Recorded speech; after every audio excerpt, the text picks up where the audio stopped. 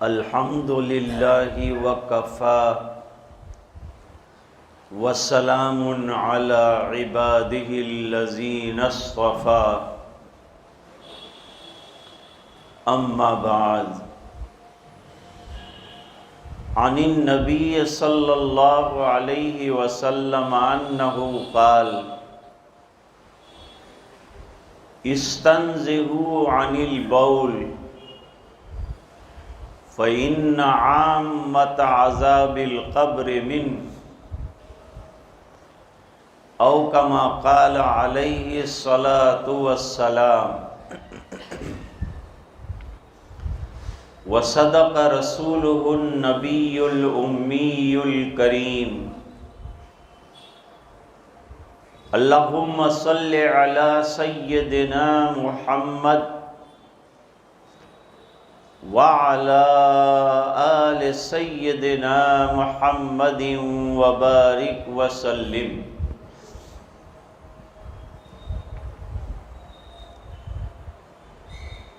جمعہ کا یہ مبارک دن ہے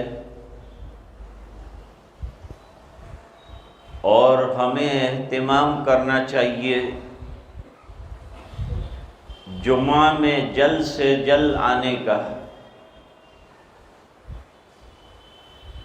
صحابہ کرام جمعرات کی شام سے جمعہ کی تیاری کرتے تھے اور صبح سویرے سے مسجد نبوی کے لیے نکل جاتے تھے۔ آپ صلی اللہ علیہ وسلم کا خطبہ سماعت فرماتے تھے، بیان سنتے تھے اور اس کے بعد آپ کے پیچھے نماز پڑھتے تھے اور اس کے بعد جو ہے گھر جا کر کھانا کھاتے تھے، قیلولہ کرتے تھے۔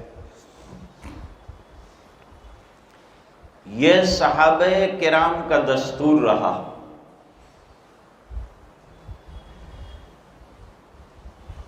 حدیث پاک میں ایک مضمون آیا ہے، حضرت عائشہ رضی اللہ تعالی عنہ کے پاس ایک مانگنے والی یہودن آئی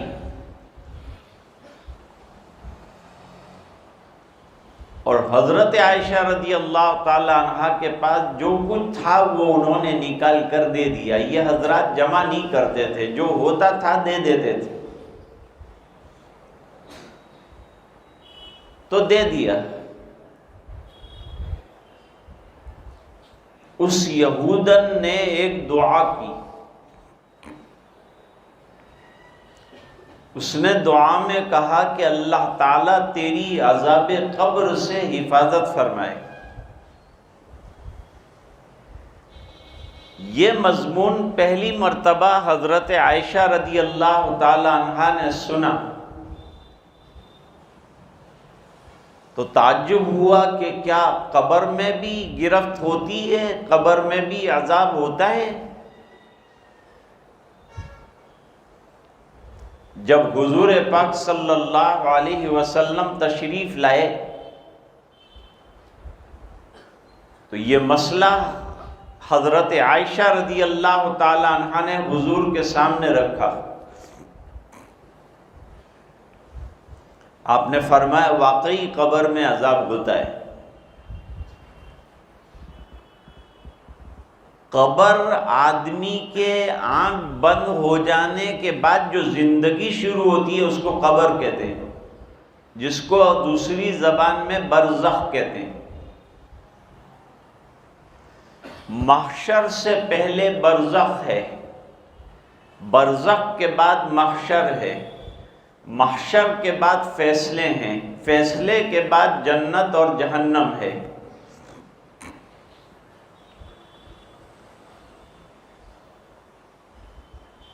حدیث شریف میں فرمایا کہ قبر یا تو جہنم کا گڑھا ہے یا پھر یہ جنت کے باغوں میں سے ایک باغ ہے۔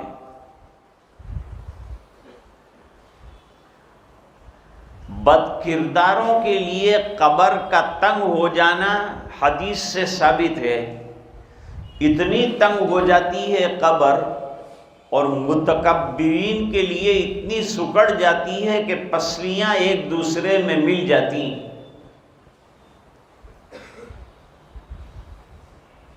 اور جو ایمان والا صحیح جواب دے دیتا ہے اور تینوں سوالوں کے جواب صحیح نکلتے ہیں تو اللہ تعالیٰ قبر کو تا حد نظر وسیع فرما دیتے ہیں، اور جنت میں اس کا جو مقام ہے وہ بھی بتا دیتے ہیں کہ جنت میں تو جب جائے گا تو تیرا مقام یہ ہوگا۔ اور جنت کی ایک کھڑکی اللہ تعالیٰ قبر کے اندر کھول دیتے ہیں،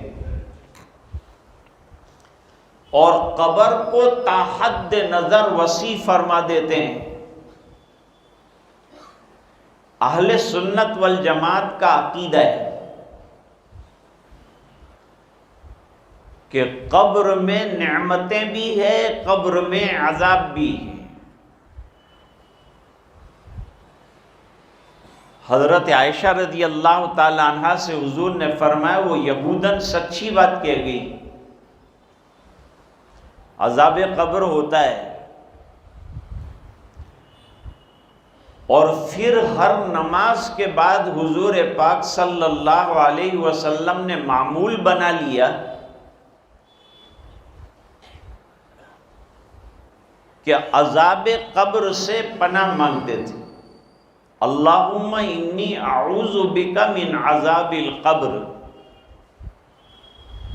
جیسے اور بہت چیزوں سے حضور پاک صلی اللہ علیہ وسلم نے پناہ مانگی۔ فقر سے پناہ مانگی ہے،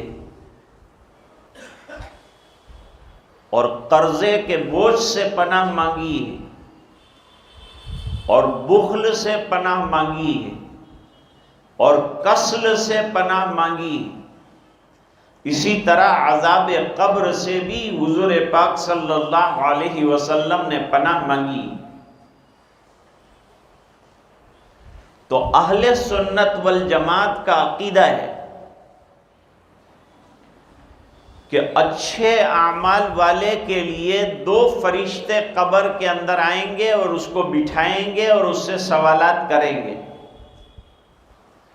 یعنی عالم برزخ کے اندر دو فرشتے آئیں گے، ایک کا نام مبشر ہے، دوسرے کا نام بشیر ہے۔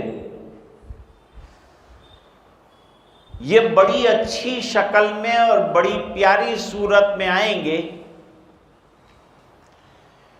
اور آنے کے بعد سوالات کریں گے، اور سوال کا جب جواب دے دیا جائے گا تو یہ خوشخبری سنائیں گے، یوں کہیں گے نم کنومت العروس، پہلی رات کی دلہن جس طرح سے اپنے شوہر کے خوش ہونے پر آرام سے سو جاتی ہے، اس طرح تو بھی بے فکر ہو کر سو جا، تیری آخرت بن گئی، تیری جنت بن گئی، تیرے جوابات نے تیرا کام کر دیا۔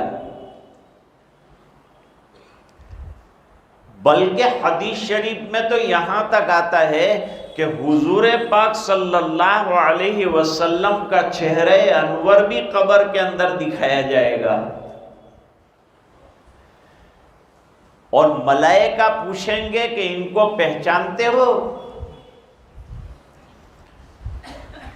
اگر دنیا میں سنتوں کے مطابق زندگی گزاری ہوگی، اگر حضور کی سنتوں پر چلا ہوگا تو دیکھتے ہی خوش ہو جائے گا اور یوں کہے گا کہ یہ تو ہمارے آقا مکی مدنی صلی اللہ علیہ وسلم ہے۔ اب دکھانے کی کیا شکل ہوگی؟ ایک روایت سے تو پتہ چلتا ہے کہ حضور کی تصویر پیش کی جائے گی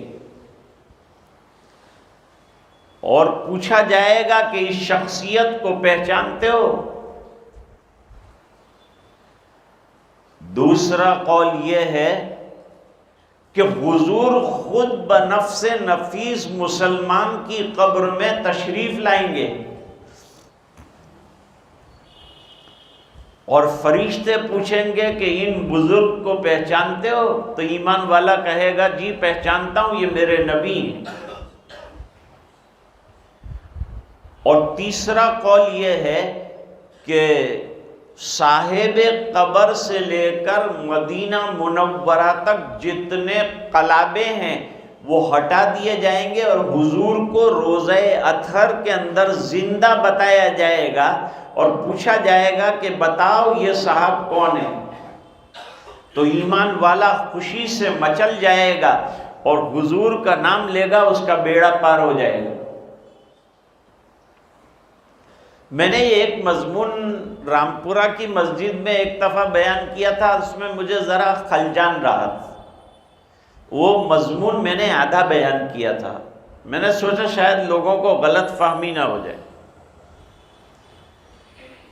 وہ یہ کہ یہ جو عرس کرتے ہیں نا، عرس، یہ بزرگ کے انتقال کا دن ہے، جس میں شاید فرشتوں نے ان کو کہا ہوگا کہ دلہنوں کی طرح رات کو بے فکر ہو کر سو جا، تو قبر میں اس کو آرام سے جگہ مل جائے گی اور جنت کی کھڑکیاں اس کے لیے کھل جائے گی۔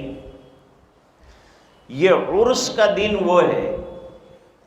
یہ دن میں پہلے جو خلفاء ہوتے تھے بزرگ کے، وہ سب جمع ہوتے تھے اور جمع ہو کر پھر آپس میں یہ بات طے کرتے تھے کہ حضرت نے ہم کو کام کرنے کا جو مشن دیا ہے وہ کام ہم کیسا کر رہے ہیں، اس کے لیے جو ہے وہ جمع ہوتے تھے تمام خلفاء اور آپس میں مشورہ کرتے تھے، اور جو آنے والے حضرات تھے ان کو دین کی دعوت دیتے تھے اور تلقین کرتے تھے کہ بھئی ہمارے یہ بزرگ جو طریقہ ہمارے لیے چھوڑ کر گئے ہیں اس طریقے پر چلنا۔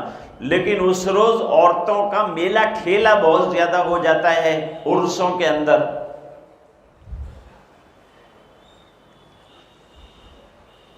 حضرت مدنی رحمت اللہ علیہ کا ایک نائی خادم تھا، وہ ایک دن بال کاٹتے ہوئے کہنے لگا حضرت میں اجمیر شریف عرس میں جا رہا ہوں۔ تو حضرت نے فرمایا جائے تو فلان مسجد کے اندر ایک بڑے میاں ملیں گے، ان کو میرا خط دے دینا، اور وہ کیا جواب دیتے ہیں وہ جواب بھی لانا۔ وہ تو بڑا دھوم دھام سے جو لوگ عرس میں جانے والے اجمیر وغیرہ میں ہوتے ہیں، پہلے سے بڑی تیاریاں اور بڑے دھوم دھام سے جاتے۔ یہ سب دھوم دھام ہی اصل میں منع ہے۔ بزرگوں کے مزاروں پر میلے ٹھیلے کرنا، اس کی کسی بھی بزرگ نے اجازت نہیں دی۔ ہاں ان کے جو سجادہ نشین ہیں وہ آپس میں بیٹھ کر دعائیں کریں اور جو مشن حضرت نے چھوڑا ہے اس کو آگے کیسے بڑھانا ہے اس کی فکر کرنا ہے، اور جو آنے والے ہیں وہ فاتحہ خوانی کر کے چلے جائیں۔ اس میں عورتیں ہرگز نہ آئے، کیونکہ عورتوں کا جہاں میلہ ٹھیلا ہوگا وہاں فتنے اور حالات آئیں گے۔ عورتیں قبرستان جا سکتی ہے کہ نہیں؟ روایت دو طرح کی۔ ایک عورت حضور پاک صلی اللہ علیہ وسلم نے دیکھا کہ اپنے بیٹے کے مزار پر کھڑی ہے اور رو رہی ہے، تو حضور نے اس عورت کو صبر کی تلقین کی، لیکن قبر پر کھڑے ہونے سے روکا نہیں۔ تو بعض حضرات کہتے ہیں عورت قبر پر جا سکتی ہے، لیکن بزرگوں اور مشائخ کے تکیوں میں اور مزاروں میں جانے کی تو ہرگز اجازت نہیں ہے، کیونکہ وہاں خرافات بالکل کھلم کھلا ہیں۔ عام ماں کی قبر پہ چلے گئے، باپ کی قبر پر چلی گئی کوئی عورت تو گنجائش ہو سکتی ہے دور سے فاتحہ خوانی کر لی۔ پھر ایک حدیث شریف ایسی ہے جس کے اندر حضور پاک صلی اللہ علیہ وسلم نے کثرت سے قبروں کی زیارت کرنے والی عورتوں پر لعنت فرمائی ہے، اور ایک حدیث شریف میں فرمایا کہ پہلے میں نے تم کو قبر کی زیارت سے روکا تھا، اب یہ زیارت تم کر سکتے ہو۔ اب یہ زیارت صرف مردوں کے لیے خاص ہے یا عورتیں بھی اس کے اندر شامل ہے؟ اس کے اندر ائمہ کا اختلاف ہے، اس لیے کوئی فیصلہ اس کے اندر نہیں ہو سکا ہے، لیکن یہ بات بالکل طے شدہ ہے کہ بزرگوں کے مزاروں پر جو عرس ہوتا ہے اس کا مقصد کچھ اور تھا، اور اب مقصد بدل کر بالکل کچھ اور ہو چکا ہے۔ اب میلہ ٹھیلا بزرگ کو تو کوئی دیکھنے بھی نہیں جاتا، اور فاتحہ تو کوئی پڑھتا بھی نہیں، لڑکے سب لڑکیوں کے پیچھے فاتحہ خوانی میں لگے رہتے ہیں، اور اسی کے پیچھے لٹو بن کے گھومتے رہتے ہیں، اور قوالیاں ہوتی ہے، اور رات کی نمازیں بھی جاتی ہے، اور فضولیات، ایسی جتنی بھی فضولیات ہے، اسلام ایسی تمام فضولیات کو روکتا ہے۔ اسلام میں ایسی فضولیات کی کوئی گنجائش ہی نہیں ہے۔ جہاں میلے ٹھیلے آئے، فضولیات آئی، غیر محرموں کا ہجوم ہوا، وہاں تو عورتوں کا نام و نشان نہیں ہونا چاہیے۔ حضور مدینہ منورہ میں ایک قبرستان کے پاس چل رہے تھے، اور اچانک ٹھہر گئے، 2 قبریں تھیں وہاں۔ اب حضور پاک صلی اللہ علیہ وسلم کو وہ چیزیں دکھلائی جاتی ہیں اور وہ چیزیں سنائی جاتی ہیں جو امتیوں کو نہیں دکھائی جاتی اور نہیں سنائی جاتی۔ بخاری شریف میں روایت ہے کہ جو چیزیں مجھے دکھائی جاتی ہیں اگر تم کو وہ دکھائی جائیں تو تم کو زندگی بھر ہنسنا ہی نصیب نہ ہو۔ وہ حالات برزخ کے دیکھ کر تم روتے رہو روتے رہو۔ اور جانوروں پہ بھی اللہ تعالیٰ نے بہت سی چیزوں کو برزخ کی اور آخرت کی مخفی رکھا ہے، ورنہ کوئی بکرا موٹا اور اچھا گوشت کھانے کا ہم کو نہ ملے۔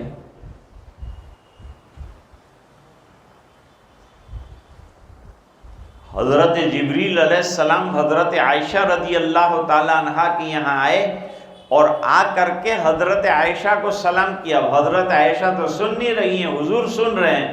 حضور نے فرمایا یہ جبریل علیہ السلام عائشہ تمہیں سلام کہتے ہیں۔ تو حضرت عائشہ نے فرمایا حضور ان سے کہیے وعلیہ السلام ورحمۃ اللہ وبرکاتہ، اور یہ فرمائیے کہ تارا ما لا نارا، آپ وہ چیزیں دیکھتے ہیں جو ہم نہیں دیکھ سکتے۔ اللہ تعالیٰ نے حضور کو خصوصی بصیرتیں عطا فرمائی ہیں، یہ نبوت کے قبیل سے تعلق رکھنے والی چیز ہے۔ حضور ٹھہر گئے، واقعہ غور سے سنیے۔ حضور یہ 2 قبروں کے پاس ٹھٹک کر ایک دم ٹھہر گئے۔ صحابہ کرام نے پوچھا کہ حضور کیوں ٹھہر گئے؟ اب جواب دیا یہ 2 قبر والوں کو عذاب ہو رہا ہے۔ حضور ہم تو نہیں سن رہے ہیں، کہ تم نہیں سن رہے لیکن میں سن رہا ہوں، ان کو عذاب ہو رہا ہے۔ حضور کی کرامتوں میں سے بعض کرامتیں اور معجزات جو بیان کیے گئے ہیں ان میں سے یہ ایک ہے کہ حضور کے ہاتھ میں لقمہ ہوتا تھا اور وہ لقمہ تسبیح پڑھتا تھا اور صحابہ سنتے تھے۔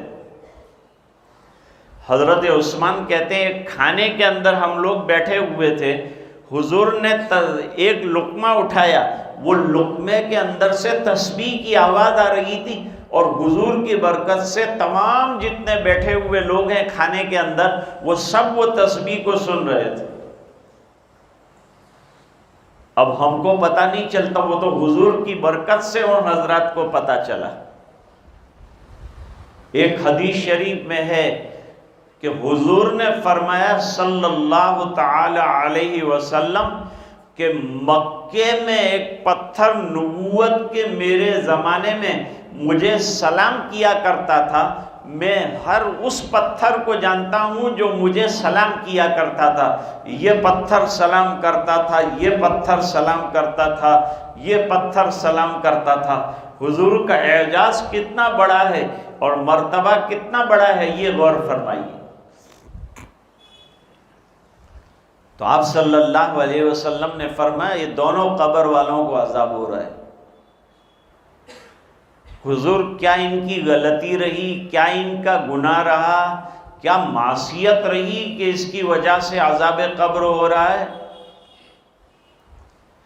اب ظاہری بات ہے کہ مسلمان ہوں گے لیکن گناہگار ہوں گے، کیونکہ کافر کا جو عذاب ہے وہ ٹلتا نہیں، اور یہاں عذاب کا ٹلنا جو ہے وہ بتایا ہے۔ تو معلوم ہوا کہ ہو سکتا ہے کہ مسلمان ہوں گے لیکن یہ دو گناہوں کے اندر مبتلا ہے۔ آج یہ دو گناہوں میں عام امت مبتلا ہے، تو عذاب قبر کا کیا حال ہوگا اندازہ لگا۔ لیکن لوگ ذرا بھی قبر کی فکر نہیں کرتے، عذاب کی فکر نہیں کرتے، آخرت کے بارے میں بالکل غافل ہیں، صرف دنیا دنیا دنیا، ہر وقت دنیا کی فکر کرتے ہیں۔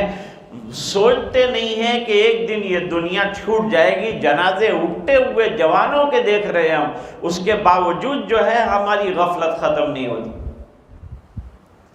جنازوں کا اٹھنا ہمارے لیے درس عبرت ہے۔ نوجوان چلا گیا، ابھی اتنے دنوں کے اندر کتنے نوجوان ایک حادثے میں بیچارے قاری صاحب انتقال کر گئے۔ ایک ہمارے دوست تھے اظہر بھائی، ان کے بھائی بالکل جوان تندرست 2 دن کے اندر نکل گئے۔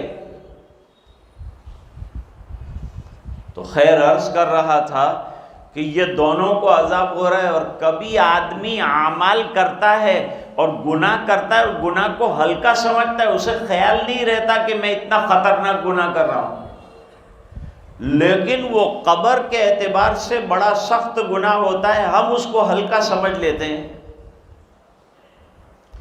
حضور ان کے کیا گناہ تھے؟ فرمایا ان کے 2 گناہ تھے۔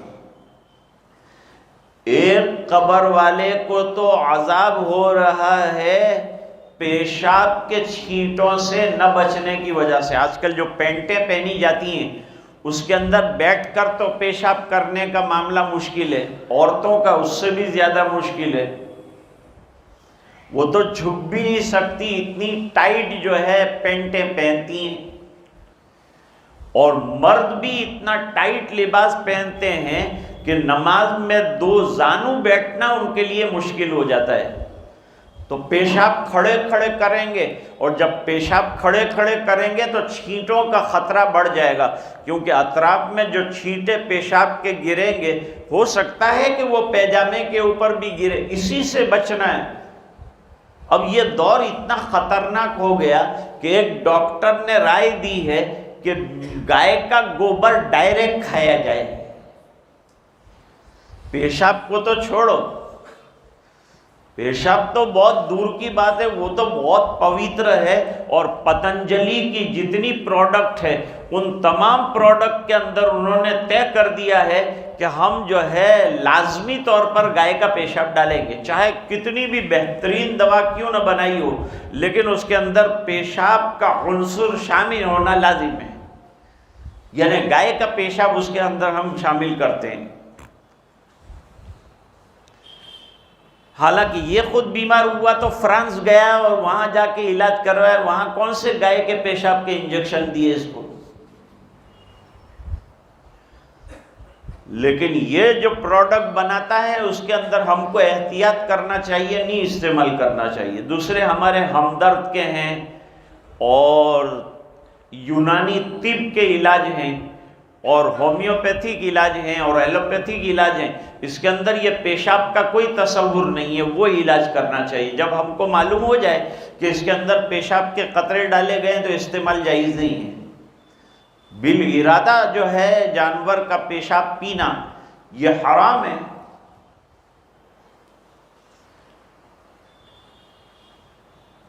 تو وہ ڈاکٹر تو یوں کہتا ہے کہ میں تم کو بہترین زندگی جینے کا اور ایک دم ایکیوریٹ باڈی رکھنے کا فلسفہ بتاتا ہوں، وہ یہ ہے کہ گائے جب گوبر کر رہی ہو تو چمچ سے لے کر خوب مزے لے لے کر کھائیے، آپ کی صحت بہترین ہو جائے گی۔ اس کی صحت بہترین ہوئی ہوگی، ہم کو تو سوچنے سے بھی قے آتی ہے اور متلیاں آتی ہے۔ اتنا گندا آج لوگوں کا ذہن ہو گیا ہے، مزاج ہو گیا کہ جو ناپاکی سے بچنے کے لیے کہا گیا ہے اس کو پیٹ بھر کے بغیر پروسیس کے، ابھی دوسری چیزوں میں تو پروسیس ہوتی ہے پھر کھاتے ہیں، لیکن پروسیس بھی کرنے کا نہ کہا کہ جتنی پروسیس کے بغیر کھاؤ گے اتنی تمہاری صحت اور کورونا بھاگ جائے گا۔ ایسے گندے لوگوں سے کورونا بھاگ ہی جاتا ہے۔ حضور نے فرمایا ایک ان میں سے پیشاب کے چھینٹوں سے احتیاط نہیں کرتا تھا، جہاں وہاں کھڑا ہو جاتا تھا پیشاب کرتا تھا یا بیٹھ کے کرتا تھا، چھینٹے سامنے دیکھنا چاہیے، کوئی پتھر یا کوئی ایسی چیز نہ ہو جس کے اوپر سے اچٹ کر پیشاب کے چھینٹے ہمارے جسم پر یا ہمارے کپڑے پر آتے ہوں۔ لوگ اس کے بارے میں حد سے زیادہ غافل ہیں اور پیشاب کو اور اس کے چھینٹوں کو کچھ سمجھتے نہیں، جبکہ حدیث میں فرمایا کہ زیادہ تر عذاب قبر جو ہوتا ہے وہ پیشاب کے چھینٹوں سے نہ بچنے کی وجہ سے ہوتا ہے۔ اس لیے اسلام نے پاکیزگی کا بڑا اہتمام کیا، استنجا کا بڑا اہتمام کیا، وضو کا بڑا اہتمام کیا، غسل کا بڑا اہتمام کیا، کپڑوں کی پاکی کا بڑا اہتمام کیا، نماز کی جگہ کی پاکی کا انتہائی درجے کا اہتمام کیا۔ یہ سب پاکیاں مکمل ہوگی جب دل کی پاکی نماز میں کھڑا ہوگا تو اللہ تعالیٰ وہ دل کی پاکی عطا فرمائیں گے۔ ایک تو پیشاب کے چھینٹوں کی بات اچھی طرح آپ حضرات کے سمجھ میں آ گئی۔ اب اللہ تعالیٰ جہاں تک بچائے ہم کو اس میں احتیاط کرنا چاہیے اور سوچنا چاہیے اور غور کرنا چاہیے کہ یہ ذرا سے چھینٹوں کی وجہ سے اگر قبر کے اندر عذاب ہم کو بھگتنا پڑتا ہے تو بچنا چاہیے کہ نہیں بچنا چاہیے۔ نمبر 2، دوسرا شخص غیبت کرنے والا تھا۔ ایک جگہ نمیمہ کا بھی تذکرہ ہے لیکن ایک جگہ غیبت کا بھی تذکرہ ہے۔ غیبت عام ہے۔ غیبت کس کو کہتے ہیں؟ ایک آدمی کے اندر ایک برائی موجود ہے وہ برائی اس کے اندر، لیکن وہ برائی اس کو نہ کہی جائے بلکہ اس کی عدم موجودگی میں دوسرے آدمی کو کہی جائے کہ فلان کے اندر یہ خرابی ہے اور فلان کے اندر یہ خرابی۔ اگر یہ خرابی بری لگتی ہے آپ کو تو ڈائریکٹ اس کو کہہ دو۔ جب پسے پشت کہے گا تو وہ سنے گا تو اس کو دکھ ہوگا۔ انگریزی میں غیبت کو بیک بائٹنگ کہتے ہیں، پیچھے سے ڈسنا یہ کہتے ہیں۔ تو یہ غیبت آج کل عام ہے۔ قرآن کریم میں فرمایا اَيُحِبُّ أَحَدُكُمْ أَن يَأْكُلَ لَحْمَ أَخِيهِ مَيْتًا فَكَرِهْتُمُوهُ وَاتَّقُوا اللَّهَ إِنَّ اللَّهَ تَوَّابٌ رَحِيمٌ۔ غیبت کرنا ایسے ہے جیسے کہ اپنے مردار بھائی پڑا ہوا ہو اس کا گوشت چھری سے کاٹ کر کھانا، یہ کوئی بھی پسند نہیں کرے گا بھائی کا مردار گوشت کھانا۔ فرمایا غیبت کرنا ایسا ہے جیسے اپنے مردہ بھائی کا گوشت کھانا۔ اور مشائخ نے فرمایا غیبت کرنا ایسا ہے جیسے مسجد میں ماں کے ساتھ زنا کرنا۔ اتنا خطرناک گناہ ہے، لیکن ہماری مجلسیں ہمیشہ تعریف سے شروع ہوتی ہیں۔ پیلا بھائی بہو آرہا چھے، ارے ماشاءاللہ انہوں باتیں جوں کروانی ہے تو ہم چھے نے تین چھے، پڑھ جرا یعنی اندر گڑبڑ آوی آئی گی چھے۔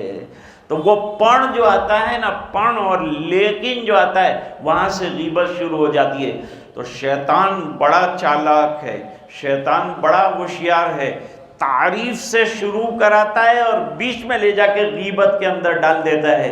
آدمی کو پتہ بھی نہیں چلتا کہ کب سے اس نے غیبت شروع کر دی اور کب سے اپنی نیکیاں ختم کر رہا ہے اور کب سے دوسروں کے گناہوں کے بوجھ اپنے سر پر لے رہا ہے۔ اللہ تعالی ہماری حفاظت فرمائے۔ یہ دو سبق آج ملے ہیں ہم کو، اللہ مجھے بھی آپ کو بھی پوری امت کو عمل کرنے کی توفیق عطا فرمائے، عذاب قبر سے ہر مومن اور مومنہ کی حفاظت فرمائے، اور وہ گناہ اور وہ معصیات جس کی وجہ سے یہ گناہ ہو جاتے ہیں اور عذاب قبر کی نوبت آتی ہے، اس سے اللہ تعالیٰ ایمان والوں کی بے حد حفاظت فرمائے۔ وآخر دعوانا ان الحمد للہ رب العالمین۔